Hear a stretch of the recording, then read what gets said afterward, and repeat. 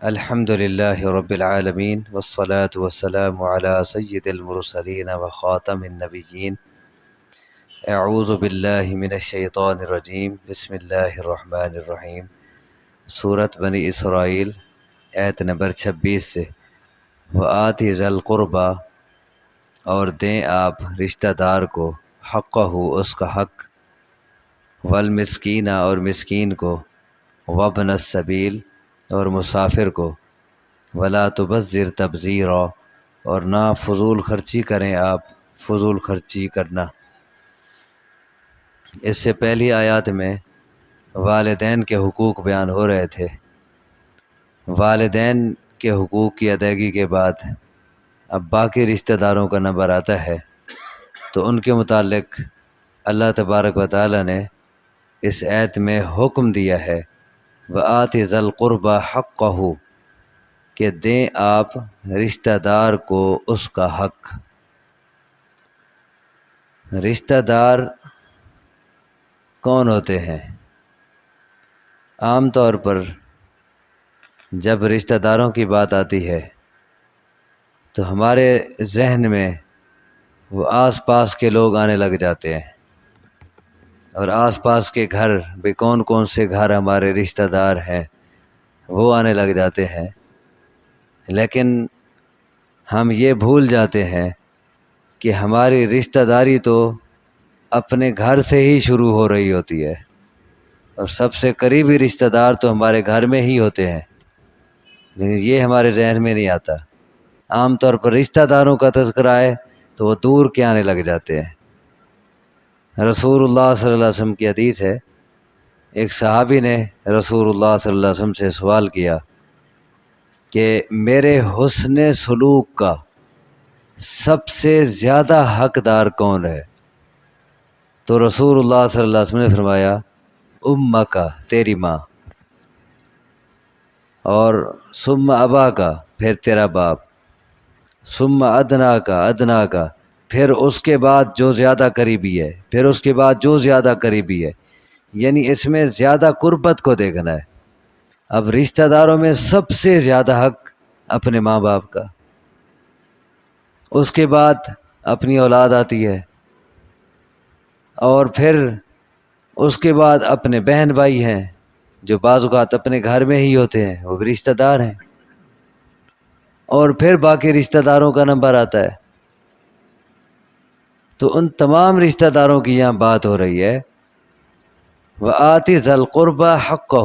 کہ آپ رشتہ داروں کو ان کا حق دیں۔ اور پھر یہ دینے میں صرف مال دینا نہیں ہے کہ ہم یہ سوچتے ہیں کہ جب دینے کی بات ہے تو رشتہ داروں کو کوئی مال دے دو، کوئی صدقہ کر دو، ان کو ہدیہ دے دو، کوئی چیز پکا کے ان کے گھر بھیج دو، بس بات ختم۔ نہیں، بلکہ رشتہ داروں کو ان کا حق دو کہا گیا ہے، ان کے حقوق ہیں۔ وہ حقوق کیا ہیں؟ کہ ان کے ساتھ حسن سلوک سے پیش آؤ، ان سے میل جول رکھو، ان کے ساتھ تعلق قائم رکھو، انہیں دین کی دعوت دیتے رہو۔ یہ بھی حق ہے بہت بڑا، اور یہ دائمی فائدہ ہے اس حق میں۔ ان کو تبلیغ کرتے رہو، دین کی دعوت دیتے رہو، اور اسی میں پھر یہ بھی آ جاتا ہے کہ ان کے ساتھ وہ مالی لین دین رکھو، یعنی ان کو ہدایہ بھیج دو، اگر وہ مستحق ہیں ان پہ صدقہ کرو، اگر ان کو مدد کی ضرورت ہو ان کے ساتھ مدد کرو، تعاون کرو ان کے ساتھ۔ اور دو رشتہ داروں کو ان کا حق، والمسکین، اور مسکین کو بھی حق دو۔ مسکین جسے عام اصطلاح میں آج کل سفید پوش کہتے ہیں، یہ مسکین کا معنی ہے، یعنی جس کی اپنی آمد تھوڑی ہے اور اخراجات زیادہ ہیں، جو جائز ضروری اخراجات ہوتے ہیں، اور اس کی اپنی آمد سے وہ پوری نہیں ہوتی، وہ مسکین ہے۔ وابن السبیل،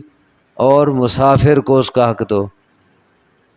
اب دیکھیں ان تینوں کے بارے میں فرمایا کہ ان کو ان کا حق دو، تو اگر ہم کسی مسافر کو دیتے ہیں،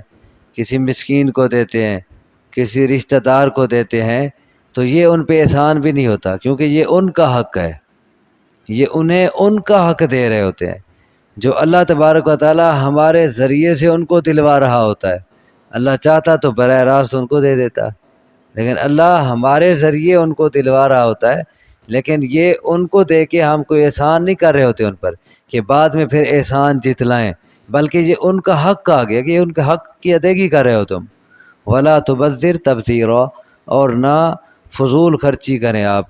کیوں؟ ان المبذرین کانوا اخوان الشیاطین، بے شک فضول خرچ لوگ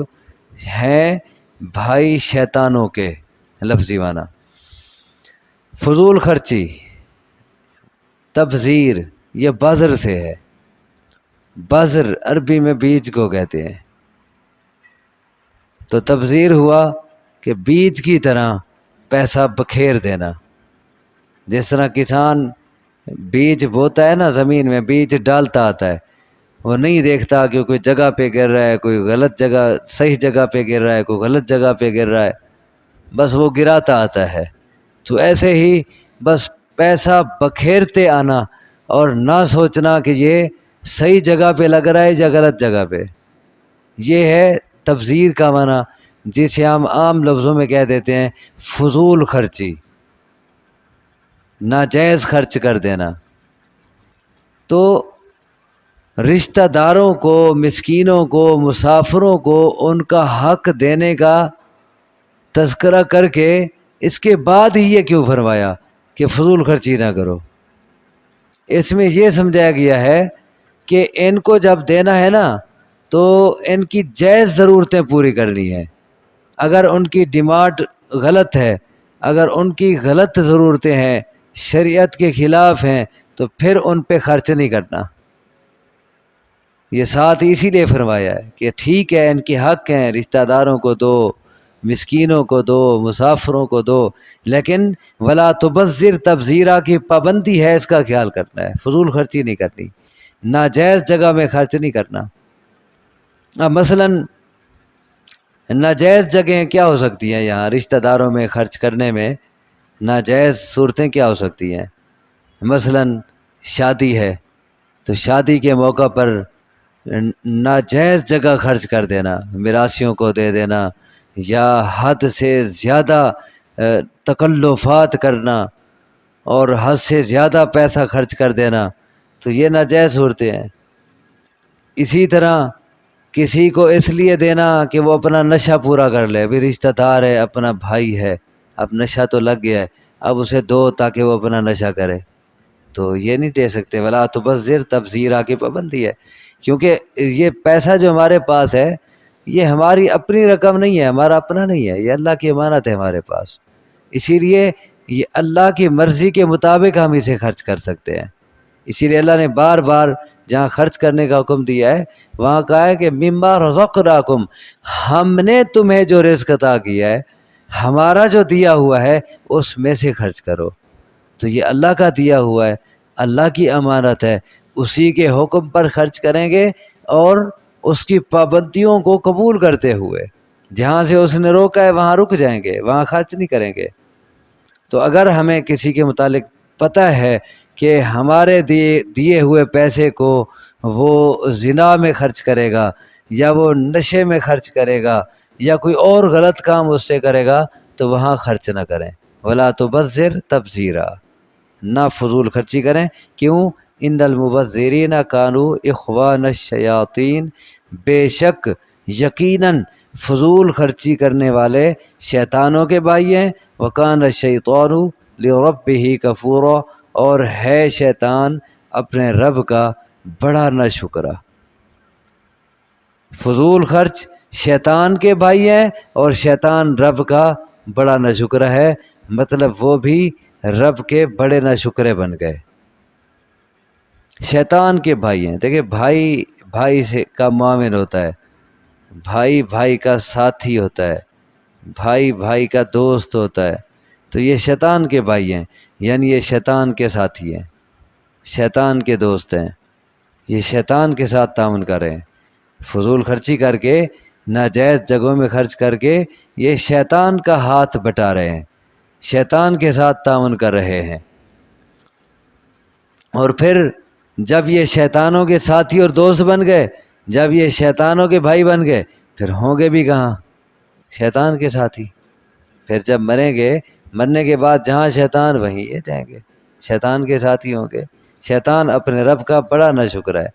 اور یہ بھی ناشکری ہے نا کہ اللہ کا دیا ہوا مال اللہ کی نافرمانی میں لگانا، اس سے بڑی ناشکری اور کیا ہو سکتی ہے؟ کہ دیا اللہ نے ہے، اور بجائے اس کے کہ اب اللہ کی فرما برداری کرتے، اللہ کی نعمت کو اللہ کی فرما برداری میں لگاتے، بلکہ اللہ کی دی ہوئی نعمت کو اسی کی بغاوت میں، اسی کی نافرمانی میں لگا رہے ہیں، تو اس سے بڑی ناشکری اور کیا ہے؟ وَإِمَّا تُعْرِضَنَّ عَنْهُمُ ابْتِغَاءَ رَحْمَةٍ مِّن رَّبِّكَ، اور اگر اعراض کریں آپ ان سے بوجہ تلاش رحمت کے اپنے رب کی طرف سے، ترجوہا جس کی آپ امید رکھتے ہیں، فَقُلْ لَهُمْ قَوْلًا مَيْسُورًا تو پس کہیں آپ ان سے بات نرم۔ یعنی اگر آپ کے رشتہ دار یا مسکین ضرورت مند لوگ آپ سے مانگتے ہیں اور آپ کے پاس نہیں ہے، آپ اپنے رب کی رحمت کی تلاش میں ہیں، رب کی رحمت سے مراد اس جگہ رزق ہے، آپ رزق کی تلاش میں ہیں اور آپ کو توقع ہے کہ آئندہ آپ کو رزق ملے گا، رب کی رحمت ملے گی،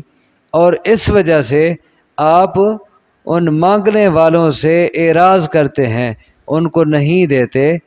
تو پھر کیسے ٹالیں ان کو؟ فَقُلْ لَهُمْ قَوْلًا مَيْسُورًا آپ کہیں ان سے بات نرم، ان کو جھڑک نہ دیں، تو دا پچھو پہ گئی بھجون، نہیں اس طرح نہیں، یعنی سخت بات نہ کریں، نرمی سے ان کو ٹال دیں، بھئی فی الحال ہمارے پاس نہیں ہے، تو انشاءاللہ جب ہمارے پاس ہوگا ہم ضرور آپ کے ساتھ تعاون کریں گے، اس قسم کی کوئی بات کر دیں، کوئی دعا کر دیں کہ اللہ آپ کا بھلا کرے، یا اللہ آپ کی ضرورتیں پوری کرے، ابھی ہمارے پاس نہیں ہے، اس قسم کی کوئی دعا کریں، یا آئندہ کے لیے کوئی وعدہ کر دیں، ان کو جھڑک نہ دیں۔ اچھا، اس سے ہمیں ضمنی طور پر ایک اور بات بھی سمجھ آ رہی ہے، دیکھیں ترجمہ پھر دیکھیں کہ اللہ نے کہا کہ اگر آپ ان سے اعراض کریں، کن سے؟ رشتہ داروں سے یا اور مانگنے والوں سے اعراض کریں، ان کو نہ دینا چاہیں، نہیں دے سکتے، کیوں اعراض کریں؟ کہ اپنے رب کی رحمت کی تلاش میں ہے آپ، جس رحمت کی ترجوہ آپ کو امید ہے، تو آپ ان سے نرم بات کر دیں۔ اس سے ایک ضمنی بات سمجھ آ رہی ہے کہ یہ جو رزق ہے، یہ جو مال ہے، یہ بھی اللہ کی رحمت ہے، مال اللہ کی رحمت ہے، اسے قرآن نے اللہ کی رحمت کہا ہے نا، رحمت من ربک، آپ اپنے رب کی رحمت کی تلاش میں ہیں، لیکن رحمت بنتا کب ہے؟ جب اس کے حصول کے ذریعے حلال ہوں، اور جب اسے حلال جگہوں میں، جائز جگہوں میں خرچ کیا جائے، تب یہ مال اللہ کی رحمت ہے۔ اس جگہ اسے رحمت کہا گیا ہے، ایک اور جگہ اسے خیر کہا گیا ہے، یہ مال خیر ہے، یہ ایک بھلی چیز ہے، اچھی چیز ہے۔ لیکن جب یہی مال ناجائز طریقوں سے حاصل کیا جائے، اور جب یہی مال خرچ حاصل کر کے ناجائز جگہوں میں خرچ کیا جائے، تو پھر یہ رحمت کی بجائے یہ زحمت بن جاتا ہے، یہ پھر اللہ کے غضب کو، اللہ کی ناراضگی کو دعوت دیتا ہے۔ اور رسول اللہ صلی اللہ علیہ وسلم نے ایک مثال سے بات سمجھائی ہے، لوگوں نے پوچھا کہ کیا یہ مال بھی خیر ہے؟ تو آپ نے فرمایا کہ مال کی مثال یوں سمجھ لو، جیسے ایک جانور ہے، بہار کا موسم ہے اور اس میں خوب گھاس اگتی ہے، اور ایک جانور وہ گھاس کھاتا ہے، اور وہ چونکہ گھاس بڑا خوبصورت اور اچھا لگ رہا ہے، وہ کھاتے کھاتے کھاتے اس کی کوکھیں جب پھٹنے کو آ جاتی ہیں تو تب وہ چھوڑتا ہے۔ اب وہ گھاس اس کو یا بیمار کر دے گا یا اسے ہلاک کر دے گا۔ ایک اور جانور ہے، وہ گھاس کھاتا ہے اور جب وہ سیر ہو جاتا ہے تو پھر کھانا چھوڑ دیتا ہے، اور پھر وہ اسی کو ہضم کرتا ہے، جگالی کرتا ہے۔ اب وہ اسی گھاس کے نتیجے میں خوب ہٹا کٹا موٹا تازہ ہو جاتا ہے، فربا ہو جاتا ہے۔ اب ایک ہی گھاس دو جانوروں نے کھایا، ایک اس گھاس کو کھانے کی وجہ سے بیمار پڑ گیا، مر گیا، اور دوسرا اسی گھاس کی وجہ سے موٹا تازہ ہو گیا، گھاس تو ایک ہی ہے۔ پھر مال کی مثال ایسے ہی ہے، جو اس کو جائز ذریعے سے حاصل کرتا ہے، جائز جگہوں میں خرچ کرتا ہے، یہ مال اس کے لیے خیر ہے، یہ مال اس کے لیے رحمت ہے۔ اور جو حرام ذریعے سے مال کماتا ہے، ناجائز جگہوں میں خرچ کرتا ہے، تو یہ مال اس کے لیے رحمت نہیں بلکہ وبال بن گیا، اللہ کی غضب کو دعوت دینے والا بن گیا۔ وَلَا تَجْعَلْ يَدَكَ مَغْلُولَةً إِلَىٰ عُنُقِكَ، اور نہ کریں آپ اپنے ہاتھ کو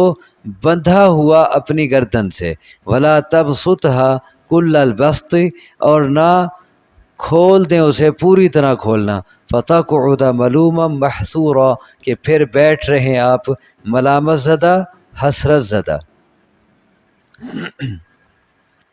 اوپر چونکہ بات مال خرچ کرنے کی ہو رہی تھی کہ اپنے والدین پہ، اپنے رشتہ داروں پہ، مسکینوں پہ خرچ کریں، مسافروں پہ خرچ کریں، اب یہاں اسی مال کے حوالے سے ایک اور اصول دیا جا رہا ہے، وَلَا تَجْعَلْ يَدَكَ مَغْلُولَةً إِلَىٰ عُنُقِكَ، نہ کریں آپ اپنے ہاتھ کو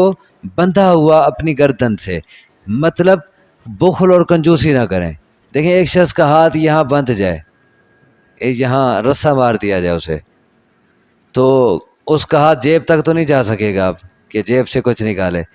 تو یہ کنایہ ہے کہ آپ کنجوسی نہ کریں، ہاتھ باندھ نہ لیں خرچ کرنے سے، یعنی کنجوسی نہ کریں۔ اور وَلَا تَبْسُطْهَا كُلَّ الْبَسْطِ، اور نہ پھیلا دیں اس کو مکمل طور پہ پھیلا دینا، ہاتھ مکمل طور پر بھی نہ کھول دیں کہ اتنا اڑا دیں کہ پھر کچھ بھی نہ رہے، میانہ روی اختیار کریں خرچ کرنے میں بھی، نہ تو کنجوسی کریں کہ جہاں خرچ کرنا تھا، جہاں ضروری تھا خرچ کرنا وہاں بھی نہ کریں، اور نہ مکمل طور پہ ہاتھ پھیلا دیں یعنی حد سے زیادہ خرچ کر دیں۔ اس کا نتیجہ کیا نکلے گا؟ دونوں باتوں کا نتیجہ آگے بیان کیا، فَتَقْعُدَ مَلُومًا مَحْسُورًا، یہ ملومن کا عطف، ملومن کا تعلق پہلی بات سے ہے کنجوسی سے، اور محصورہ کا تعلق دوسری بات سے ہے حد سے زیادہ خرچ کر دینے سے۔ کیسے؟ آپ کنجوسی نہ کریں ورنہ کیا ہوگا؟ فَتَقْعُدَ مَلُومًا، آپ ملوم ہو کے بیٹھ جائیں گے، ملامت زدہ ہو جائیں گے، لوگوں کی طرف سے بھی آپ کو ملامت ہوگی کہ جب آپ جہاں خرچ کرنا ہے بیوی پہ نہیں خرچ کر رہے، بچوں پہ نہیں خرچ کر رہے، یا اور ضرورت مندوں پہ نہیں خرچ کر رہے، لوگ آپ کو ملامت کریں گے۔